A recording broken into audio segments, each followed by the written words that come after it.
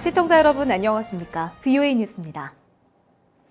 2차 미북 정상회담에 앞서 미국 하원에서 북한 노동수용소 전면 폐쇄를 촉구하는 결의안이 발의됐습니다. 결의안은 미국 정부가 북한의 노동수용소 운영에 책임 있는 개인들에게 제재를 가해야 한다고 명시했는데 사실상 김정은 위원장 등 정권의 핵심 인물들을 지목했습니다. 김칸희 기자의 보도입니다. 미국 의회에서 북한 인권 문제와 관련해 올해 처음으로 상정된 결의안에는 북한 노동수용소 전면 폐쇄를 요구하는 내용이 담겼습니다. 수용소 수감자들에 대한 공개 총살과 강간, 강제 낙태 등 비인간적인 잔혹 행위를 막아야 한다는 것입니다. 결의안은 또 1981년부터 2013년도까지 수감자 약 50만 명 가운데 40만 명이 노동 수용소에서 숨졌다면서 북한의 반인도적 범죄를 수사할 특별재판소 설치를 촉구했습니다. 이어 북한이 유엔 인권조사위원회와 유엔 북한 특별보고관의 수용소 접근과 수감자 석방을 비롯해 수감자들이 만든 상품에 대한 국제사회의 수입 금지도 촉구했습니다. 결의안은 그러면서 미국 정부는 노동수용소에 책임 있는 인사들을 제재할 것을 명시했습니다. 사실상 김정은 위원장을 비롯한 북한 지도층을 겨냥한 것입니다. 전 국무부 민주주의, 인권, 노동 담당 차관보를 역임했던 톰 말리노스키 의원은 북한의 인권 유린을 정확히 알고 있다는 메시지를 보내는 것이 중요하다고 강조했습니다. It's important to send a message to the North Korean regime that we see what they're doing. We know which officials are responsible for the operation of the labor camps, and that those officials will be in a special category if there is ever a reunified Korean peninsula. 또 북한 인권 문제는 미북 정상회담 등 북한과의 모든 대화의 의제로 올라가야 한다고 지적했습니다. I think it should be part of every discussion between the United States and South Korea and North Korea. Yeah. 결의안을 발의한 의원들은 북한의 끔찍한 노동 수용소를 비판하기 위해 의회는 한 목소리를 내야 한다면서 북한의 잔혹한 행위와 인권 유린을 모른 척하지 않을 것이라고 강조했습니다. VOA 뉴스 김칸입니다. 스티븐 비건 대북정책 특별대표의 방북 결과에 대해 전문가들은 일단 긍정적이라면서도 신중한 반응을 보이고 있습니다. 마크 램버트 미 국무부 대북정책 특별부대표는 북한 문제를 논의하기 위해 러시아를 방문했습니다. 박승혁 기자입니다.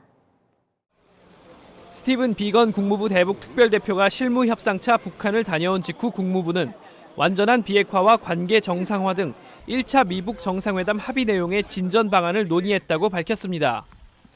전문가들은 실무급에서 북한 측과 협상을 진행시키며 회담 의제로 완전한 비핵화를 못 박은 것은 의미 있는 성과로 볼 수 있다고 분석했습니다.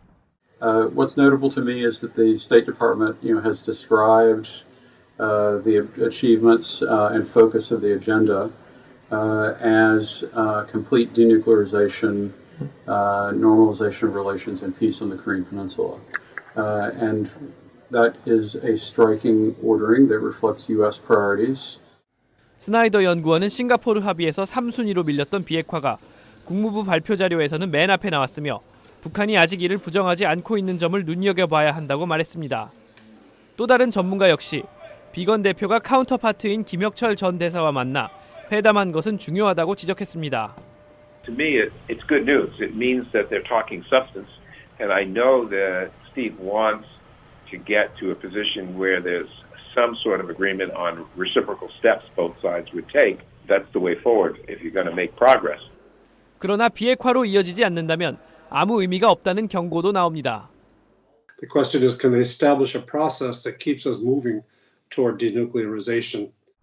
이런 가운데 마크 램버트 대북정책 부대표가 11일과 12일 이틀 일정으로 러시아를 방문 중이라고 국무부가 확인했습니다. 국무부는 램버트 부대표가 러시아 당국자들을 만나 북한 비핵화 달성을 위한 외교 노력을 하고 있다고 밝혔습니다. VOA 뉴스 박승혁입니다. 2차 미북 정상회담 장소가 베트남 하노이로 결정된 뒤 판빈민 베트남 부총리 겸 외교부 장관이 오는 12일 북한을 방문할 예정입니다. 베트남 외교부 대변인은 11일 트위터를 통해 민 장관이 리용호 북한 외무상의 초대로 북한을 공식 방문한다고 밝혔습니다. 민 장관은 이번 방북에서 김정은 위원장의 베트남 방문 형식과 일정, 숙소 등을 논의할 것으로 예상됩니다.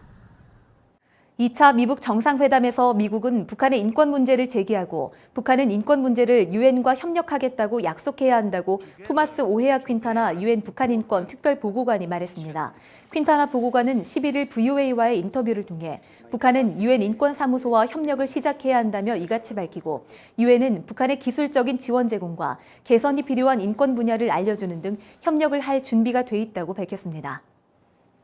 미국 캘리포니아주 민주당 소속 주디 추 연방 하원 의원이 미북 이산가족 상봉을 촉구하는 서한을 트럼프 대통령에게 보냈습니다. 추 의원은 서한을 통해 트럼프 대통령이 북한과 협상을 하면서 미북 이산가족 상봉을 우선순위로 추진할 것을 촉구했습니다. 지난해 말에도 엘리엇 엥겔 등 하원 의원 7명은 트럼프 대통령에게 이산가족 상봉을 위한 서한을 보낸 바 있습니다. VOA 뉴스 마칩니다. 시청해주신 여러분 고맙습니다.